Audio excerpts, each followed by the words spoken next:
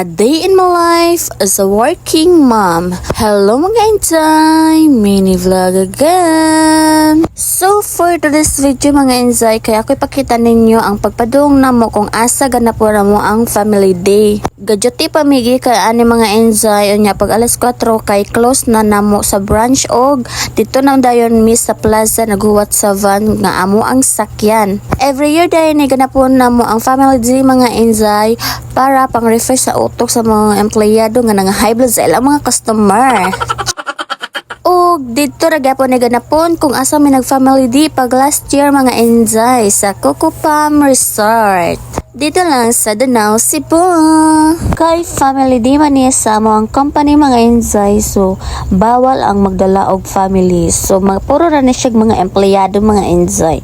Mga ko ang anak mga inzay na bilin og may gani kay wala ra pud siya gapaugta sa iyang taytay. Og pipila ka mga oras mga inzay kanabot na mi kung asa i-held ang amo ang family day. So ang biyahe guro na mga inzay mga 2 hours kapin I think lang ha kay kuamangod ka ng traffic sa Mandawi ba. Og pag-abot na mo diri mga inzay kay diretso na dayon miglinya kay nagpa-attendance na dayon. Kay dili jud pwede malimtan ang attendance mga inzay kay mao nay pinaka-importante sa tanan. Malimtan lang ang imong uyab, ayaw lang jud ang attendance. Pag-abot na mga inzay kay naka-ready na jud, naka-sit up na jud ang tanan og murag kami na lang ipaabot ani. Kay diretso na dayon mi sa room. So mao ni siya mo ang room mga inzay, itor mo nako kay dindot kayo siya sa sud. So sa usa ka room mga inzay lima mi ka buok og puro rami mga babaje. Diba social kaaya mga version mga inzay kay sa una tent amo gikatugan karon room na. Og bago man og libot mga inzay kay nag-ilis na dayon ang babaje mga inzay kaya nga mong team karon kay mag Hawaiian me. Og mao ni ang akong outfit for today.